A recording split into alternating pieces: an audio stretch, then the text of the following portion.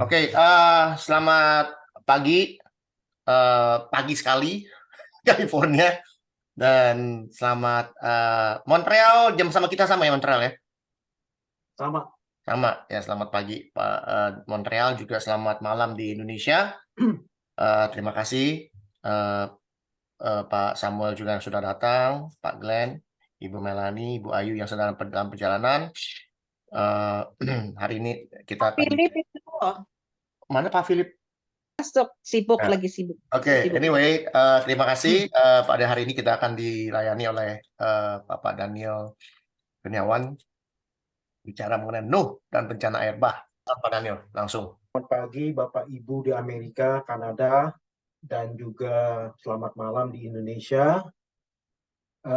Ya, saya ini sudah gabung dengan FWF ini kira-kira setahun ya. Terus beberapa bulan yang lalu mulai diminta untuk sharing. Nah, jadi saya sharingnya nggak yang susah-susah, boleh dibilang ya. Saya memulainya itu dari beberapa kali itu saya mulai dari kitab Genesis, Kejadian, terus ceritanya ini mau dari awal, mau pelan-pelan. Jadi temanya itu udah ada, tinggal di riset lah, boleh bilang, tinggal di review lagi. Nah, seperti kayak cerita tentang Nuh ini mungkin ya sudah sangat familiar ya, dan untuk kita semua ya. Tapi saya coba lagi membawakan mungkin dari agak sedikit uh, beda sedikit gitu loh. Artinya ceritanya sama, tapi mungkin saya melihatnya dari segi-segi sedikit ya, segi-segi sedikit yang lain gitu ya. Jadi saya mulai ya. Ini saya mengambil gambar atau picture dari replikanya Nuh ini, kelihatannya yang di Kentucky ya. Membuat bahtera sesuai dengan ukuran-ukuran yang boleh dibilang ada di Alkitab ya, ada di Bible, kitab Kejadian, kitab Genesis, ukuran panjang, lebar, tinggi dan sebagainya. Tapi mungkin kalau bentuk aslinya kita nggak tahu ya, kita nggak pernah tahu gitu loh, gimana keiniannya asli seperti apa. Nah, ini terus sekarang agenda hari ini saya bagi menjadi 4 bagian. Satu itu pertama itu tentang genealoginya Noah. Jadi silsilahnya Noah ya, dari mulai Adam. Yang kedua itu pada saat dia membangun bahtera, membangun ark ya. Yang ketiga itu tentang air bahnya sendiri, tentang Great Flood, kejadiannya ya. Terus yang keempat ini tentang keturunannya Nuh. Siapa? Mungkin kita semua udah tahu gitu loh. Jadi kita bisa bahas sedikit-sedikit ya. Nah, ini sekarang saya mau masuk ke chapter pertama. Saya diminta untuk nggak boleh share panjang-panjang nih. Jadinya ya mudah-mudahan dibikin singkat ya. Mudah-mudahan cukup 1 jam. Nah, ini genealogi Nuh ini kita ambil dari kitabnya Kejadian pasal yang kelima ya. Nanti saya coba baca ini sedikit yang kelima, tapi isinya itu boleh dibilang tentang silsilahnya Nuh dari Adam sampai Nuh sendiri gitu loh. Panjang, boleh dibilang mungkin kita nggak baca, tapi kita bahas aja yang ininya ya, linealnya ya. Oke, sebentar saya ke ini dulu, ke bagian kitabnya dulu.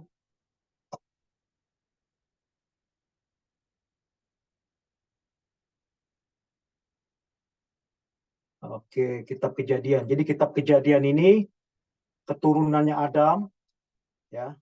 Saya ambil ayat pertama aja dan terakhir ya.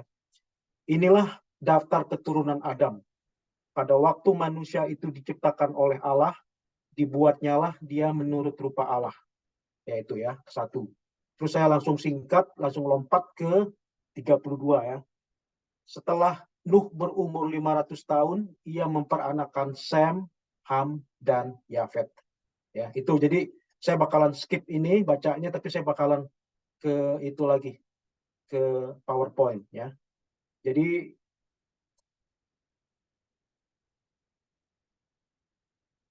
PowerPoint-nya gini. Adam dan Eve itu diciptakan dari tanah ya. Jadi saya anggap itu tahunnya tahun 0 mulai dari dia.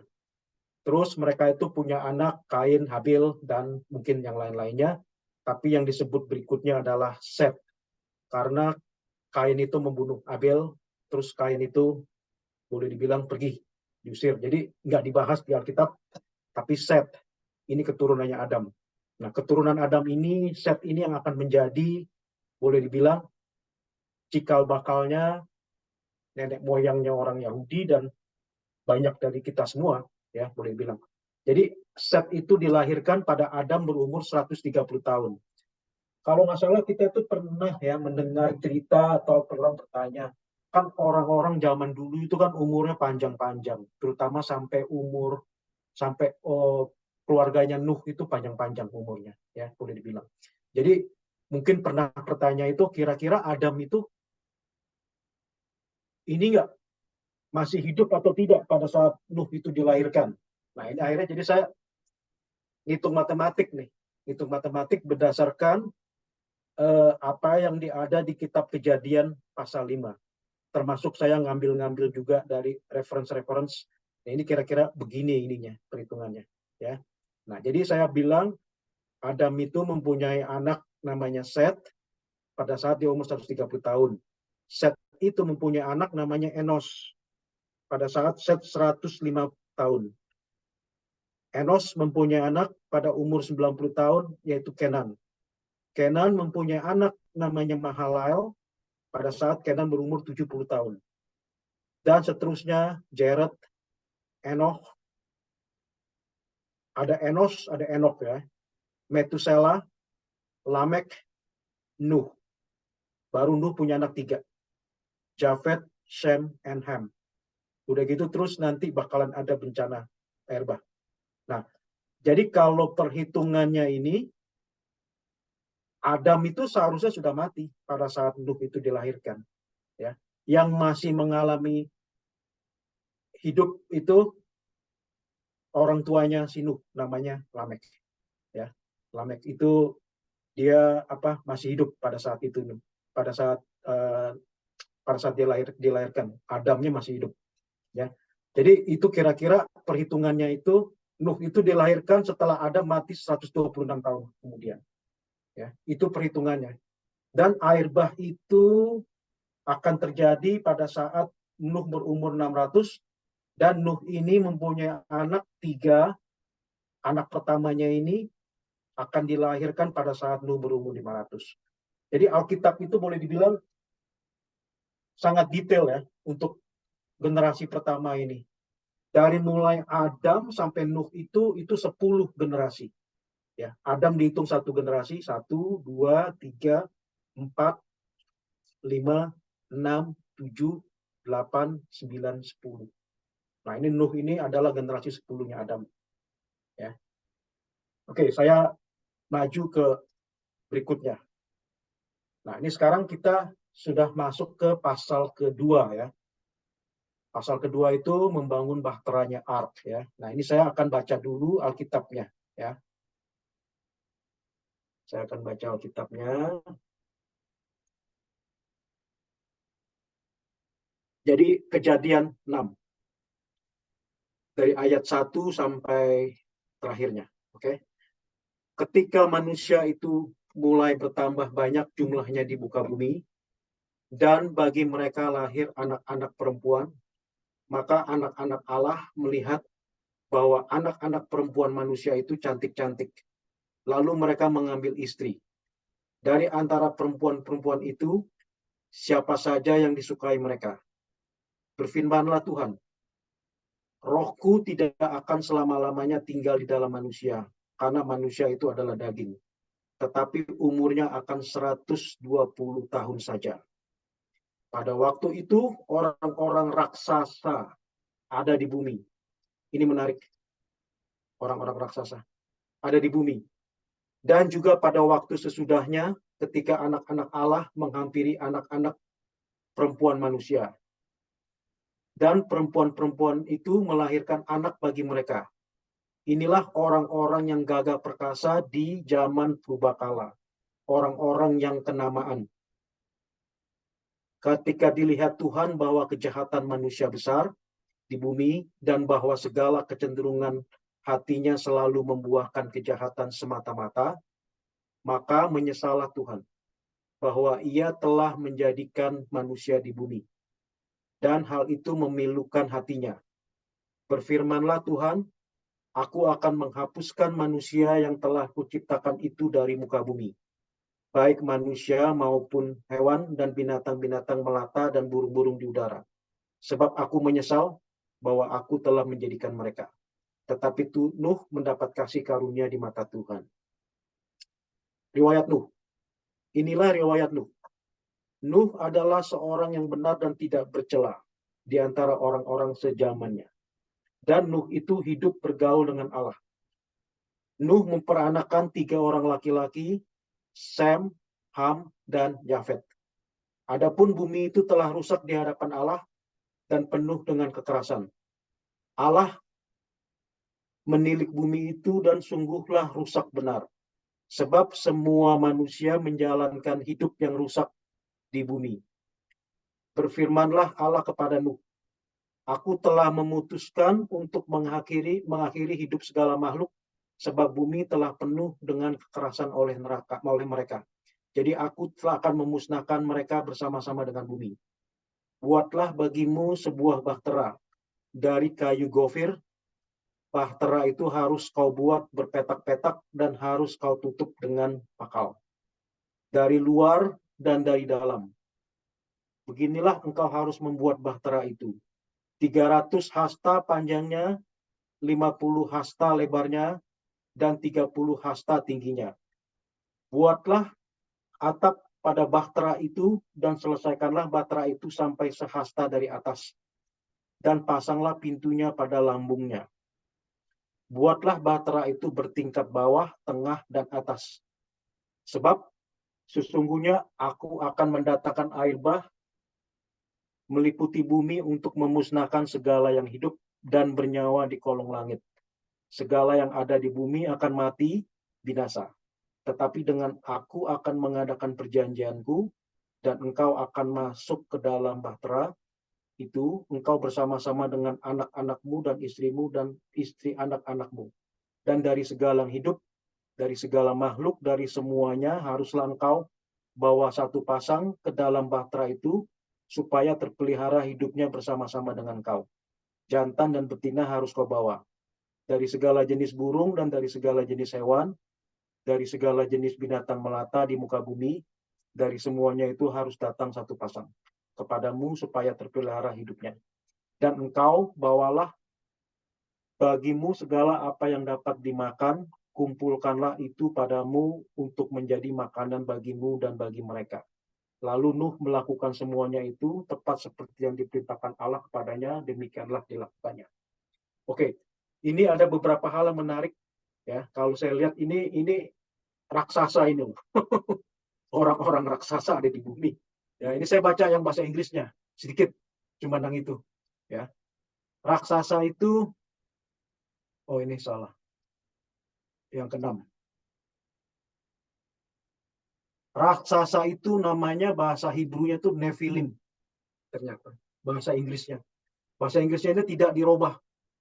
Tapi Nephilim itu ya ininya ya boleh dibilang ya raksasa. Raksasa, tapi siapa itu Nephilim?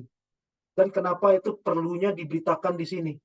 Diberitakan di kejadian di versi Indonesia ini raksasa. Ternyata itu ada buku. Ya. Ini buku ini nggak termasuk seperti dalamnya buku kita yang kata pakai secara resmi di Kristen. Itu namanya bukunya itu The Book of Jubilee. The Book of Jubilee ini itu buku kayak seperti Little Genesis ya, Lesser Genesis. Itu ditemukan scrollnya itu gulungan kitabnya itu di Dead Sea Caves. Saya pernah lewat waktu saya pergi ke Israel itu, lewatin itu, terus salah satu tour guide-nya itu ngomong itu tuh. Kalau kita bisa lihat di sebelah kanan kita itu, jadi waktu itu saya itu kalau nggak salah di sebelah barat saya itu kita itu Laut Mati, Dead Sea. Jadi kita going north ya, going ke utara, tiba-tiba dibilang, coba itu bapak-bapak, ibu-ibu, lihat sebelah kanan kita itu lihat ada kayak goa-goa, itu apa tahu nggak? Dia bilang. Ya kita semua diem ya, saya juga apa ya kira-kira. Oh itu Qumran Caves, dibilang Dead Sea Caves. Oh oke, langsung saya ingat. Langsung saya take picture dari jauh. Itu tempat banyak ditemukan scroll, gulungan-gulungan kitab. Nah, dan uniknya ini ada kitab namanya The Book of Jubilee. Ya, The Book of Jubilee ini Little Genesis. Ini cerita Genesis yang tambahannya ini loh, supplementary-nya. Jadi banyak orang-orang ini ya banyak dari ini ya banyak tahunya itu tentang Genesis itu buku tambahan ini. Nah, termasuk raksasa. Raksasa ini apa? Raksasa itu kalau berdasarkan buku ini ya itu adalah Nephilim, bahasa Hebrew-nya itu adalah makhluk yang dihasilkan diproduksi oleh fallen angels. Jadi fallen angels ini malaikat yang membelot pengikutnya Lucifer, ya boleh dibilang ya. Terus dia ini turun ke bumi, bentuknya gede-gede, raksasa. Dia itu memperistrikan manusia, perempuan-perempuan. Dan yang uniknya itu, saya pernah baca, pernah riset, karena Adam itu punya anak Kain dan Habil, Kain membunuh Abel, Abel mati, Kain. Nah, menurut riset yang saya baca, saya nggak perlu membuktikan otentik atau tidak ya, tapi menarik. Katanya mereka itu sebenarnya dilahirkan itu pasangan twin. Tapi kita nggak pernah baca itu di kitab kejadiannya yang resmi kita punya Kristen. Jadi menurutnya buku yang saya pernah sampai artikel saya baca itu Adam itu kepinginnya kalau Kain itu menikahi mengawini kembarannya si Abel, tapi akhirnya Kain memilih pasangan benar-benar kembarnya dia, namanya Awan atau apa. Nah itu katanya kalau menurut salah satu artikel itu kejadiannya flood ini, Great Flood ini, manusia ini sangat wicked, sangat jahat. Sehingga kejadian Nuh itu boleh dibilang itu bisa dibikin paralel nanti seperti kayak kita akhir zaman. Wickedness-nya itu bakal seperti itu, kekacauannya tidak bakal seperti itu. Nah, ternyata itu mereka adalah, Nephilim itu adalah hasilnya setan, ya, fallen angels dengan manusia. Dan manusia ini katanya keturunannya Kain. Gitu loh. Ya maklum lah, jadinya nggak ini ya. Ternyata tuh genetik itu perlu sekali gitu loh. Dalam hal ini tuh orang Yahudi itu dalam sejarahnya yang saya lihat kronologinya itu mereka itu sering sekali pada saat mereka mau balik ke Kanaan itu juga Tuhan itu bilang jangan kau ambil ternak atau istri dari suku sekian sekian sekian, suku Jebusait, suku apa, karena mereka nggak mau kontaminasi gitu. Jadi mereka tuh mau kalau seperti si siapa namanya si Nuh ini orang godly kalau bahasa Inggrisnya. Kalau mereka itu orang yang ungodly, yang tidak bertuhan, ya. Jadi boleh dibilang itu kejadian itu raksasa ini artinya itulah itu. Kalau benar betul apa versinya Book of Jubilee itu adalah penjelmaan keturunan dari fallen angels yang segede raksasa kawin dengan hybrid kayak manusia. Makanya nggak heran kalau mereka tuh wicked. Ya. Mungkin kejadian ini itu untuk memusnahkan mereka itu loh, memusnahkan Nephilim. Ya, kejadiannya ini. Tapi di sini dibilangin sih bakal ada juga di masa depan. Dan yang berikutnya itu yang saya baca itu adalah menyesalah Tuhan. Nah ini menyesalah Tuhan saya pernah baca. Saya pernah bahas. Itu adalah arti sebenarnya itu bahasa Hebrew bukan menyesali, bukan regret. Sangat sad, sangat sedih. Gitu loh. Sedih kok manusia jadi kayak gitu. Ya. Nah ini karena kembali ya saya ke ini ya, ke PowerPoint. Ya. Jadi Bahtera. Bahteranya Nuh ini itu versinya macam-macam. Ada yang versinya bilang cuma kotak bentuknya seperti kayak peti. Ya, ada juga yang versinya dibikin kayak perahu. Karena kan fungsinya kan hanya untuk masuk ke dalam, banjir naik, banjir terus air naik, dia cuma ngapung ke atas. Ya, itu terserahlah mau yang mana yang benar, tapi kira-kira seperti ini. Ya, itu 515 feet. Mereka tuh berdasarkan cubits. Bahasa Inggris tuh cubits itu hasta. Satu hasta itu dari elbow, dari sikut sampai ujungnya jari, ya. Itu satu hasta. Ya, zaman itu orang-orang mungkin tinggi-tinggi, ya kira-kira gedenya ya mungkin seginilah. ya, 515 feet sampai 86 feet, lebarnya, tingginya 51, dan ditambahnya di atas lagi seperti kayak inilah, seperti kayak apa sih namanya, atasnya, atapnya ini. Ya, ini berdasarkan perhitungan estimate 515 feet. Ya. Nah ini kira-kira kayak begini. Ya, ini versinya ada satu tempat di Kentucky. Ini saya coba baca saya mainkan video sebentar ya. Kira-kira seberapa besar. Ya.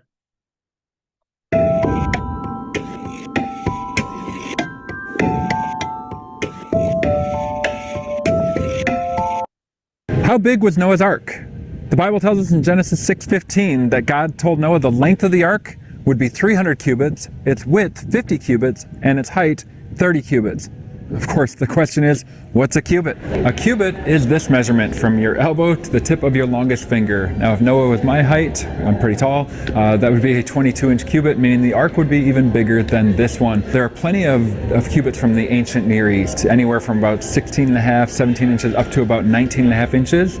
And what we noticed is that many of the major building projects like temples and other things were built on what's called a royal cubit or a long cubit, which is this measurement, and then you add the width of 4 fingers, so about 2.9 or 3 inches.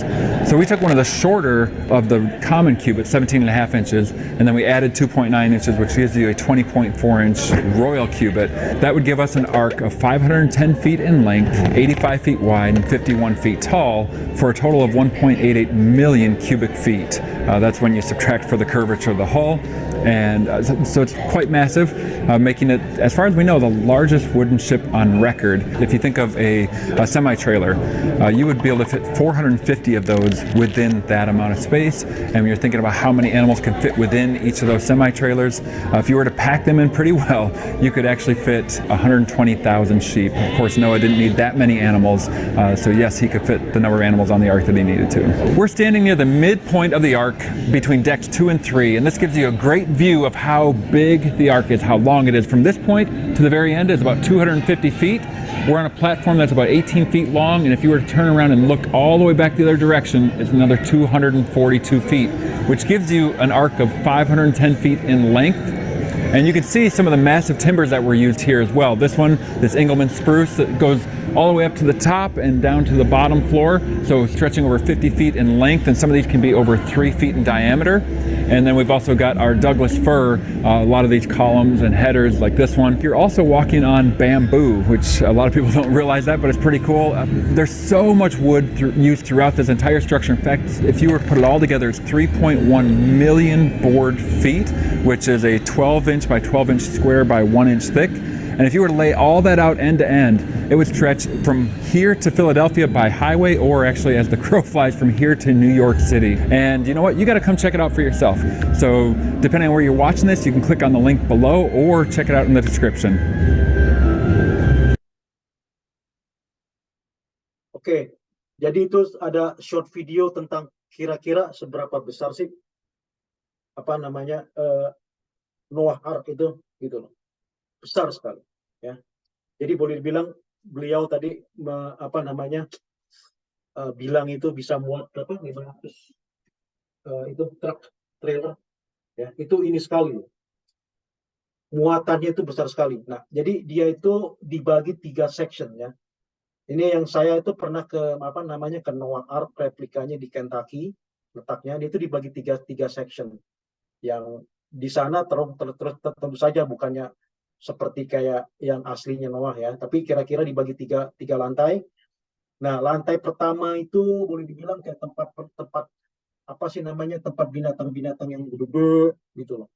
Yang kedua, yang ke belakangnya itu yang binatang lebih kecil. Jadi semakin ke atas itu semakin binatang kecil dan tempat mereka tinggal, ya. Noah dan keluarganya itu, anak-anaknya, penyimpanan air semua. Sayangnya saya sempat foto-foto, tapi foto-fotonya saya cari-cari itu nggak ada dalamnya gitu. Nggak tahu kemana. Mungkin di cellphone-nya istri saya kali. Jadi dia itu bagus sekali cara irigasi sistemnya semua. Karena kan bayangin ya, kalau mereka masukin hewan yang sebegitu banyak persediaan makanan, semua segala macam. Artinya itu harus diperhitungkan banget gitu, gimana prosesnya. Nah ini saya ada foto di sana, ya ini saya nih, di depannya, ini bentuk depannya, ya bentuk depannya Noah, bentuk depannya Ark, ini belakangnya ini. Jadi pintu masuknya ada pintu depan, ada pintu belakang. Ini dalamnya kayak begini. Nah ini saya foto dengan anak saya dari kejauhan. Jadi kalau dilihat itu perhitungannya apa masuk binatang ke dalamnya. Ya, tapi dengan penjelasan beliau tadi itu kalau kita masukin domba aja bisa berapa? 120.000 ya. Jadi besar sekali gitu.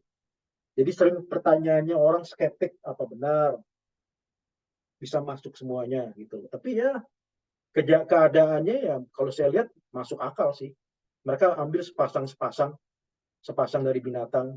Ya mungkin kayak binatang yang besar-besar kan seperti gajah atau jerapah gitu loh. Nah itu mereka mungkin perhitungkan bisa 2 lantai lah kepalanya jerapah mungkin nongol ya. Tapi kira-kira kayak gitu masuk akal tetap gitu. Apa yang boleh dibilang tertulis itu masuk akal ya. Nah ini sekarang bencana air bah ya. Bencana air bah saya mau ke ini dulu, baca dulu lagi.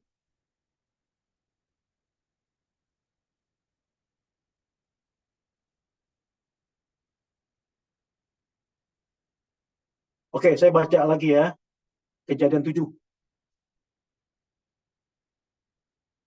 Air bah surut. Oke.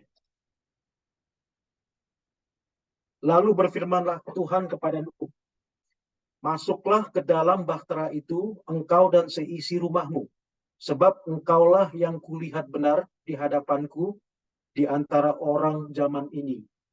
Dari segala binatang yang tidak haram, haruslah kau ambil 7 pasang, jantan dan betinanya. Tetapi dari binatang yang haram, 1 pasang, jantan dan betinanya. Juga dari burung-burung di udara, 7 pasang, jantan dan betina, supaya terpelihara hidup keturunannya di seluruh bumi. Sebab 7 hari lagi aku akan menurunkan hujan ke atas bumi. 40 hari, 40 malam lamanya. Dan aku akan menghapuskan dari muka bumi segala yang ada yang kujadikan itu. Lalu Nuh melakukan segala yang diperintahkan Tuhan kepadanya. Nuh berumur 600 tahun ketika air bah datang meliputi bumi. Masuklah Nuh ke dalam bahtera itu bersama-sama dengan anak-anaknya dan istrinya dan istri anak-anaknya karena air bah itu. Dari binatang yang tidak haram dan yang haram, dari burung-burung dan dari segala yang merayap di muka bumi. Datanglah sepasang mendapatkan Nuh ke dalam bahtera itu, jantan dan betina seperti yang diperintahkan Allah kepada Nuh. Setelah 7 hari datanglah air bah meliputi bumi. Pada waktu umur Nuh 600 tahun, pada bulan yang kedua, pada hari yang ke-17 bulan itu, pada hari itulah terbelah segala mata air samudra raya yang dahsyat. Dan terbukalah tingkap-tingkap di langit. Dan turunlah hujan lebat meliputi bumi 40 hari 40 malam lamanya. Pada hari itu juga masuklah Nuh serta Sem, Ham, dan Yafet, anak-anak Nuh dan istri Nuh. Dan ketiga istri anak-anaknya bersama-sama dengan dia ke dalam bahtera itu. Mereka itu dan segala jenis binatang liar, dan segala jenis ternak, dan segala jenis binatang melata yang merayap di bumi, dan segala jenis burung, yakni segala yang berbulu bersayap. Dari segala yang hidup dan bernyawa, datanglah sepasang mendapatkan Nuh ke dalam bahtera itu. Dan yang masuk itu adalah jantan dan betina dari segala yang hidup, seperti yang diperintahkan Allah kepada Nuh. Lalu Tuhan menutup pintu bahtera itu di belakang Nuh. 40 hari lamanya air bah itu meliputi bumi. Air itu naik dan mengangkat bahtera itu, sehingga melambung tinggi dari bumi. Ketika air itu makin bertambah-tambah dan naik dengan hebatnya di atas bumi, terapung-apunglah bahtera itu di muka air. Dan air itu sangat hebatnya bertambah-tambah meliputi bumi. Dan ditutupinya lah segala gunung tinggi di seluruh kolong langit. sampai 15 hasta di atasnya bertambah-tambah air itu, sehingga gunung-gunung ditutupinya. Lalu mati binasalah segala yang hidup, yang bergerak di bumi, burung-burung, ternak, dan binatang liar, dan segala binatang merayap, yang berkeriapan di bumi, serta semua manusia. Matilah segala yang ada nafas hidup dalam hidungnya, segala yang ada di darat. Demikianlah dihapuskan Allah yang ada, segala yang di muka bumi, baik manusia maupun hewan, dan binatang melata dan burung-burung di udara. Sehingga semuanya itu dihapuskan dari atas bumi, hanya Nuh yang tinggal hidup dan semua yang bersama-sama dengan dia dalam bahtera itu. Dan berkuasalah air itu dan bumi 150 hari lamanya. Ya, itu air bah. Dahsyat sekali. Ya. Ini sekarang saya mau bahas yang ketiga. Ya, jadi dia itu diperintahkan untuk masuk 7 hari sebelum hujan diturunkan. Bapak-bapak, ibu-ibu mungkin ingat ya, pada saat kejadian 1 itu dibilang bahwa pertama kali bumi ini adalah air, ya, bukannya berupa daratan. Tuhan akhirnya memisahkan antara air yang ada di atas permukaan dan air yang ada di permukaan, sehingga jadi terpecah. Nah, jadi kita bisa bayangkan kalau air bah ini diturunkan, ya dia punya kuasa untuk itu, seberapa membuat hujan yang begitu besar, ya. Jadi Nuh itu kira-kira membuat bahtera itu sekitar 55 sampai 74 tahun, ya. Memang ada ayat di Kejadian 6 ayat 3 itu yang berbunyi gini. Berfirmanlah Tuhan, rohku tidak akan selama-lamanya tinggal di dalam manusia. Karena manusia itu adalah daging, tetapi umurnya akan 120 tahun saja. Nah ini loh, orang itu sering salah mengerti bahwa manusia itu, Nuh itu membuat ark itu 120 tahun. Padahal ini Tuhan itu mau bilang 120 tahun lagi bakal ada air bah. Itu arti sebenarnya. Ya. Terus Kejadian 7:6 itu bilang Nuh itu berumur 600 tahun ketika air bah datang meliputi bumi. Dan Kejadian 5 itu Nuh itu berumur 15 tahun pada saat dia mempunyai anak Sem, Ham, dan Yafet. Ya. Hujan lebatnya itu 40 hari 40 malam, tapi banjirnya itu naik terus 150 hari lamanya. Seperti yang tadi kita sudah baca ya. Terus dia juga air itu akan berdiam 150 hari nggak turun sampai sudah lewat 50 baru akan pelan-pelan akan surut. Ya. Dan kira-kira keluarga Nuh itu tinggal di dalam bahtera itu selama 377 hari. Ya, saya ada ininya. Saya ada chartnya. Ya. Nah, ini chartnya. Jadi kira-kira ini saat under construction Nuh membuat bahtera. Lama kalau kita pikir buat segitu besar bahteranya dengan dia yang mengerjakan sendiri dan atau mungkin dibantu anaknya, maklum tinggal 75 tahun gitu loh, kira-kira sekitar segitu ya. Karena kalau dibandingin dengan kapal cruise, memang cruise yang zaman sekarang yang saya pernah naik cruise itu di Eropa ya, Mediterranean Cruise MSC, itu bisa muat itu 3.900 penumpang, hampir 4.000 ya. Itu besar sekali. Yang Noah Ark dibanding itu kalah besar. Tapi zaman tahun itu boleh dibilang membuat seperti sebesar itu, ya itu kolosal sekali ya. Nah ini kejadian ininya, kronologi flood-nya ini, tahunnya ini, timingnya ya. Jadi dia itu diperintahkan Tuhan untuk masuk ke dalam sedalam bahtera. Setelah bahtera selesai itu kira-kira 7 hari sebelum hujan diturunkan ya. Ini mulai hujan nih ya, flood-nya ini start. Kita anggap D-nya ini D0, D0 ya. Nah ini selama 7 hari Noah itu loading binatang. Di situ tadi dibilang ya, kalau yang binatang haram itu cuma sepasang, binatang yang tidak haram itu 7 pasang. Ya, Kira-kira kayak gitu, kayak burung-burung juga 7 pasang. Ya. Ini 7 hari kira-kira lamanya dia masuk ke dalam bahtera untuk loading semua binatang-binatang ke dalamnya. Ya. Nah ini terus mulai hujan. Hujannya 40 hari, 40 malam.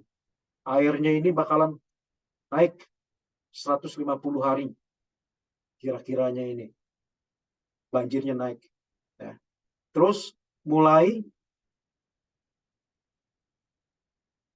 kira-kira hari yang ke-243 baru mulai kelihatan gunung-gunung. Nah ini kalau menurut Alkitab kan dibilang ya, kalau bahteranya Nuh itu akan terdampar di Gunung Ararat ya. Gunung Ararat itu di Turki, dekat perbatasan Armenia. Nanti saya akan kasih unjuk slide berikutnya. Ya. Nah ini kira-kira total ini dari mulai masuk sampai keluar, sampai Nuh itu akan mengirimkan burung, ya beberapa kali dia akan kirimkan untuk mengetes apakah airnya sudah surut atau belum. Nah itu lama sekali. Jadi dari mulai banjir sampai surut itu lebih dari setahun lamanya. Ya. Bisa dibayangin ya, itu begitu besar ininya, sehingga air itu pelan-pelan akan surut. Masuk akal. Kalau seandainya butuh waktu 1 tahun. Nanti saya bakal kasih contoh banjir ya, banjir lain yang kejadiannya barusan ini bulan September ya. Ya. Itu kira-kira begitu ininya, kejadiannya itu. Jadi 377 hari mereka tuh ada di dalam bahtera. Ya. Nah ini sekarang saya kasih petaknya Mount Ararat. Ya. Nuh itu nggak jauh mungkin dari Taman Eden. Taman Eden itu kira-kira dekat Mesopotamia lah, daerah Irak zaman sekarang. Mungkin Nuh itu ya dekat-dekat daerah sini lah. Daerah sini, terus dia mungkin pindah sedikit-sedikit tapi nggak jauh. Sampai dia naik bahtera, banjir, semua perahunya terdampar di sini, Gunung Ararat. Gunung Ararat ini 5.100 meter tingginya. Dia ada 2 puncak. Kita nggak tahu di mana letaknya, tapi di gunung ini boleh dibilang saking tingginya, boleh dibilang seperti kayak di Indonesia tuh gunung ini loh. Gunung Jayapura itu, atau kalau di itu Mount Everest di Himalaya. Ya, jadi salju terus dekat puncaknya ini. Kemungkinan ya letak bahteranya mungkin bisa daerah dekat hampir puncak. Jadi boleh dibilang ketutupan es terus mungkin. Jadi sampai sekarang kan nggak pernah ketemu tuh di mana letaknya kan. Tapi ya masih semua arkeologi masih berusaha mencari, masih inilah. Kadang-kadang ada video ngomong oh di sini, oh di sana. Ada juga yang bilang oh ini seperti strukturnya bahtera itu dibungkus es. Ya itu dari saintis dari China, dari Cina.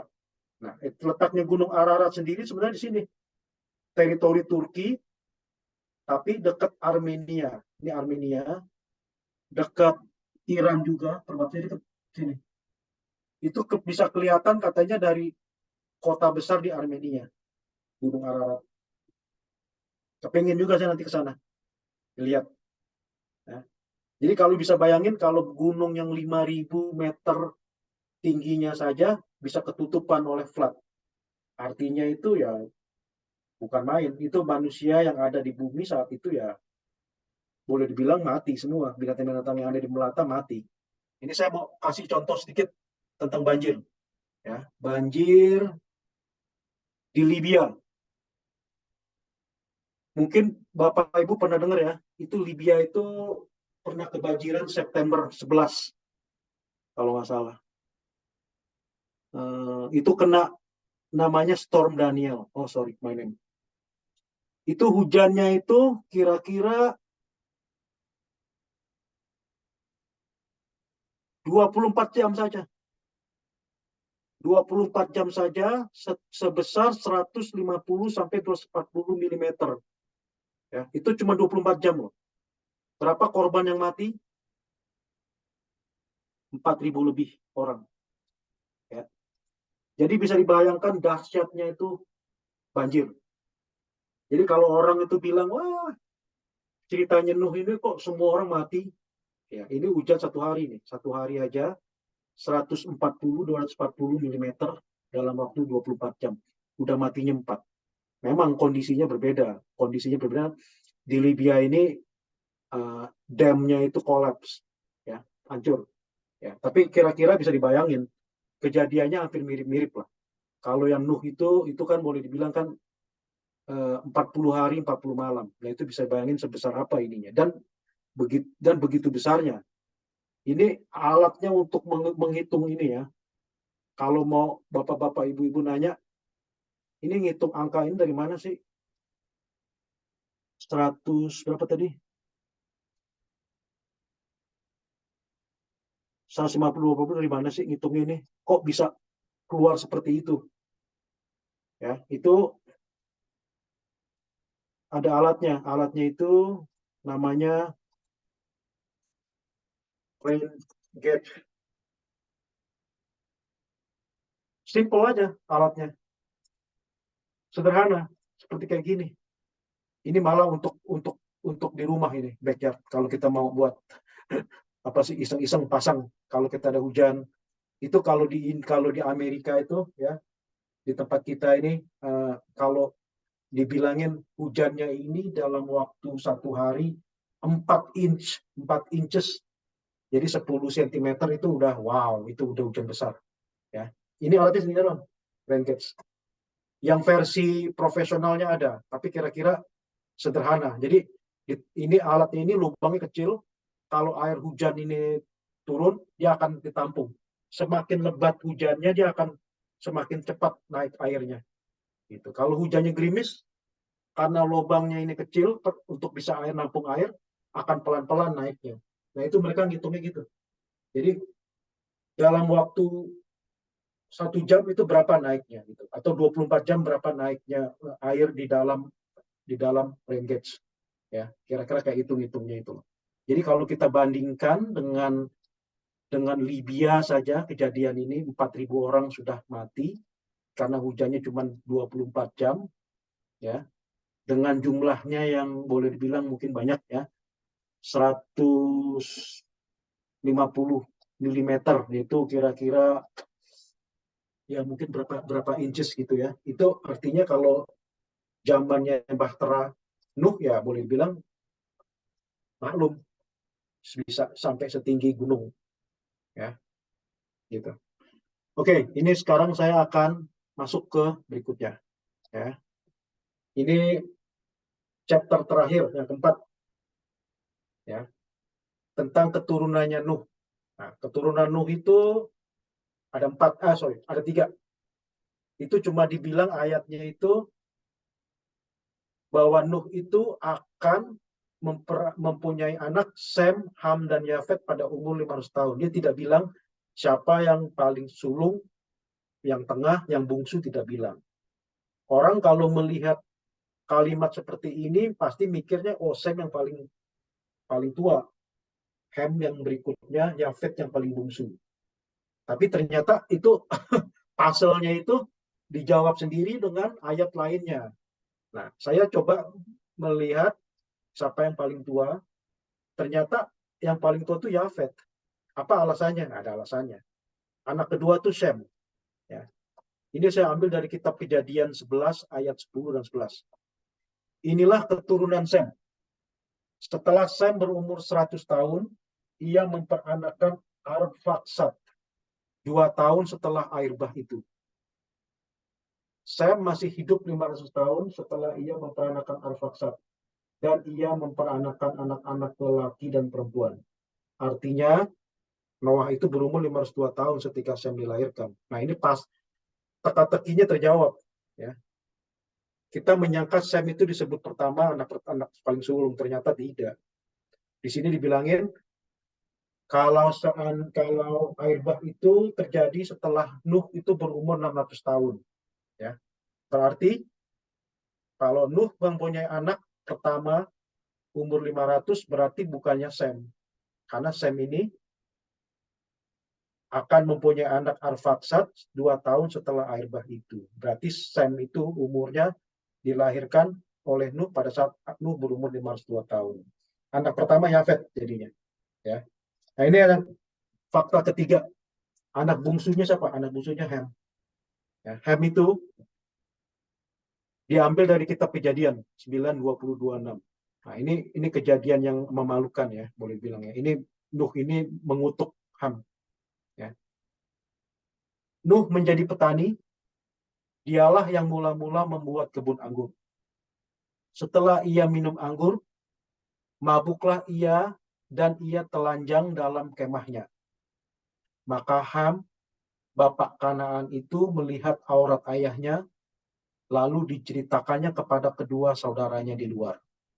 Sesudah itu, Sem dan Yafet mengambil sehelai kain dan membentangkannya pada bahu mereka berdua.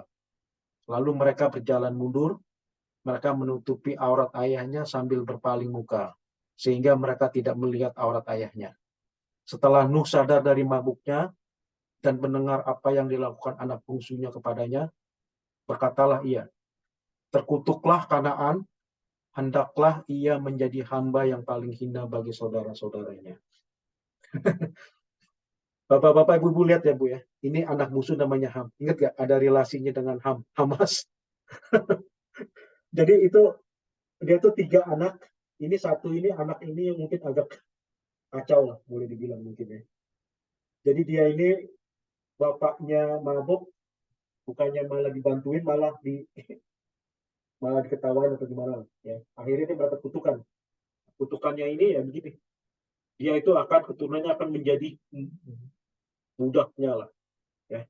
Menjadi hambanya dari yang lainnya ini. Nah, nanti kita bakalan lihat apakah itu menjadi suatu kebetulan atau memangnya sudah kutukan, kita nggak tahu ya. Tapi ini unik ini ceritanya ini. Dan sini dibilang bahwa si Ham ini ternyata anak bungsunya. Ya. Anak bungsunya Nuh. Jadi urutannya benar, Yafet, Sem, dan Ham. Bukannya Sem, Ham, dan Yafet. Nah, akhirnya mereka ini yang akan menjadi cikal bakal nenek moyang orang-orang di dunia, termasuk sampai ke kita. Ya. Ya. Ini slide berikutnya untuk menunjukkan penyebaran mereka ini. Keturunan si Jafet, keturunan Sem, keturunannya Ham. Itu apa? Nah, ini yang merah ini keturunannya si Jafet. Ini Middle East ya, Timur Tengah ya. Yang hijau ini keturunannya Ham. Ya, boleh dibilang Afrika, termasuk Kanaan. Ini Israel zaman sekarang ini Kanaan. Tapi zaman dulu kan memang namanya Canaan, ya, Kanaan kan. Itu tapi orang-orang lokalnya itu adalah keturunannya Ham. Jadi boleh bilang Afrika ini mereka ini. Nah, Shem ini keturunannya yang orang Israel ini yang bakalan menjadi keturunan nenek moyang orang Israel. Nah, ini untuk peta bumi kira-kira kayak begini pembagiannya. Afrika itu keturunannya Ham. Yafet itu yang ini keturunannya di Eropa termasuk sampai ke Rusia semua. Yang Shem ini keturunan Asia termasuk Cina. Boleh dibilang. Dan orang-orang Israel, orang Yahudi itu keturunannya Shem. Makanya kalau ada kata-kata antisemitik, tahu ya, antisemitik itu dari kata ini, dari keturunannya Shem. Ya. Kira-kira kayak gitu. Ini slide terakhir. Ya. Slide terakhir ini saya tertarik untuk melihat dari Noah ke Abraham. Kenapa Abraham? Abraham itu penting. Tokoh penting di Alkitab. Tokoh penting yang apa sih namanya? Untuk 3 religion yang boleh dibilang sekarang ini ada di dunia namanya Abrahamic religions. Artinya Abrahamic religion apa? Religion yang dasarnya itu dari keturunan Abraham. Ya, salah satunya itu ya tentunya Judaism. Ya, mereka itu lebih tua lah ya daripada Kristen. Ya, untuk itu Kristen, Christianity dan Muslim, Islam. Ini Abraham, orangnya 1 tapi 3 keturunan ininya. Mereka itu yang boleh dibilang agama yang teism. Teism itu yang menyembah Tuhan. Ya. Menyembah Tuhan. Nah, dia itu Nuh itu Dari Nuh ke Abraham itu kira-kira 10 lagi kalau nggak salah. Ya. Nuh itu punya anak Shem, Ham, Jafet. Ya, Ham ini untuk menjadi Afrika ini, ya keturunannya, termasuk Canaan. Egypt juga termasuk mereka ini. Kush itu Ethiopia. Ya, ini Afrika. Keturunan Jafet ini Magog, ya Magog itu Rusia ini, ya Gomer, ya Javan, Tubal dan selanjutnya. Kalau nggak salah ada lagi namanya Askenas. Askenas itu orang Yahudi itu gitu loh. Orang Yahudi itu bangsa yang boleh dibilang sudah tercerai-berai sejak zaman dulu. Ya. Mereka itu pernah, kerajaan Israel itu pernah dibagi dua, utara dan selatan. Kingdom of Israel dan Kingdom of Judah. Kingdom of Israel itu nanti kita bakal belajar ya nanti ya. Kalau sampai saya nanti ke bagian yang boleh dibilang itu sesudah kejadiannya Raja Salomo itu. Ya, kita pecah. Di situ dibilang kalau Israel itu akan diduduki oleh kerajaan Assyria. Yang mana suku Ruben dan suku yang di sebelah timur itu akan diambil, diculik, banyak yang dibunuh, exile ke Assyria. Jadi mereka ini boleh dibilang suku Israel ini 12 sudah tercerai-berai dan mereka tuh udah dibawa ke Syria, dibawa ke mana-mana, zaman Romawi dibawa ke Eropa dan segala macam. Mereka tuh tersebar udah di mana-mana. Mungkin orang-orang keturunan Yahudi yang di Eropa itu sebenarnya mereka udah ratusan ribuan tahun udah nggak di Eropa, nggak di Israel mungkin letaknya itu. Nah, mereka itu menamakan dirinya apa? Ashkenaz Jews. Ya, boleh dibilang uniknya itu Ashkenaz itu salah satu keturunannya Jafet nanti berikut-berikutnya. Tapi mereka tuh Jew. Di lain pihak orang Jewish itu keturunannya Shem. Nah, ini kita unik lah pokoknya ceritanya ini ya. Banyak sekali yang mesti dibaca, mesti di research. Nah, Shem ini bakal punya anak Elam, Arfaksad, Lut, Aram. Nah, ini keturunannya si Abraham ini ke sini larinya dari Arfaksad. Terus sampai nanti ya, apa namanya Isaac, ya Ismail baru pecah lagi nanti dari Abraham ini dari Ismail dan Isaac. Dari Isaac dari Jakal turun Jacob dan Esau. Nah, Jacob itu bakal punya anak 10 menjadi suku bangsa orang Israel. Ya, jadi menarik sekali nih. Menarik sekali. Esau itu juga punya anak. Itu saya baca ya artikel yang membuat bangsa Israel itu bisa kembali ke tanah Israel itu karena zaman itu tanah Israel zaman sekarang itu koloninya Inggris. Itu dari dulu tuh diperebutkan, dari mulai kerajaan besar-besar diperebutkan. Dari Babilonia, waktu itu yang kerajaan Juda itu diculik, diambil seperti Nabi Daniel itu, ya itu zamannya Babilonia. Jadi pernah diduduki oleh Babilonia, diduduki Romawi, diduduki Byzantine period, itu Eastern Rome, udah gitu diduduki Ottoman Empire, ya Turki, lama itu sampai 1900-an, udah gitu Inggris. Jadi itu udah boleh diperebutkan dari zaman dulu sekali, itu udah ribuan tahun yang lalu itu diperebutkan terus. Udah bergonta-ganti pemimpin, bergonta-ganti penjajah, hancur dibangun lagi, terus gitu terus. Saya sampai pergi ke beberapa tempat pada saya tur ke sana itu. Satu tempat namanya Caesarea, itu di Laut Mediterania ya, dekat Tel Aviv.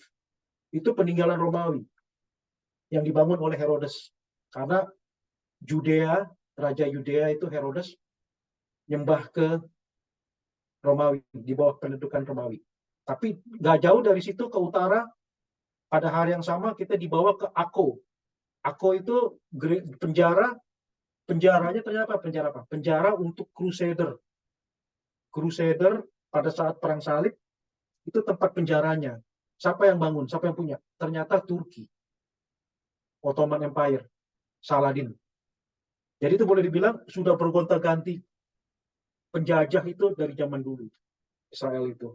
Nah, ini kalau kita lihat Ya, Abraham ini yang nanti akan menjadi, boleh dibilang, bapak dari 3 agama ini yang sampai sekarang masih ada. Jadi menarik sekali ini. Mereka itu memperebutkan semua ini, tempat tersebut, tempat yang ada di ini, ya, yang ada di Israel, gitu. Nah, ini slide-nya terakhir, ya. Kira-kira kesimpulan apa yang bisa diambil dari semua kejadian ini tentang air bah dan sebagainya? Kalau saya tuh melihatnya, mungkin Bapak ada yang pendapat lain atau di pendapat lain. Kalau saya tuh melihatnya gini, ternyata manusia ini mau di apapun, mau disaring, mau difilter dari keturunannya Nuh. Nuh itu boleh dibilang orang yang righteous, orang yang Tuhan, godly, ya. Tapi mungkin ada unsur kontaminasi dengan anaknya yang katanya itu boleh dibilang istrinya Noah itu mungkin ada tercampur-campur dengan keturunannya Kain atau apa gitu loh. Ya kan? Artinya itu manusia itu tidak bisa lepas dari belenggu dosa. Artinya bukan belenggu dosa apa? Belenggu yang mereka tidak bisa melepaskan diri dari keinginan daging. Manusia ini selalu berbuat sesuatu yang enak buat hidupnya, sesuatu yang gampang, sehingga akhirnya hidupnya itu tidak akan sempurna. Itu kalau saya lihat dari semuanya ini. Jadi walaupun sudah difilter, satu keluarga yang boleh dibilang keluarga yang terpilih, godly, tapi akhirnya terus sesudah gitu beranak pinak, akhirnya kontaminasi lagi, terus ya menjadi tetap banyak yang jahat juga gitu loh, sampai sekarang, ya kan?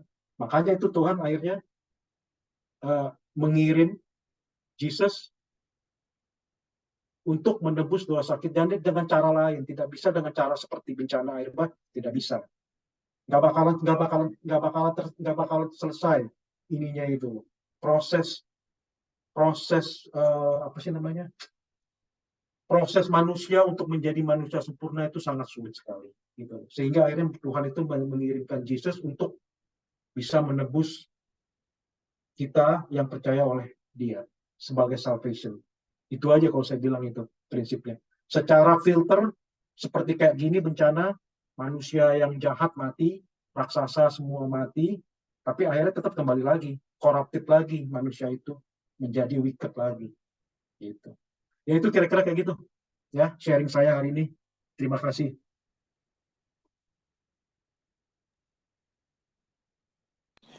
Terima kasih, Pak.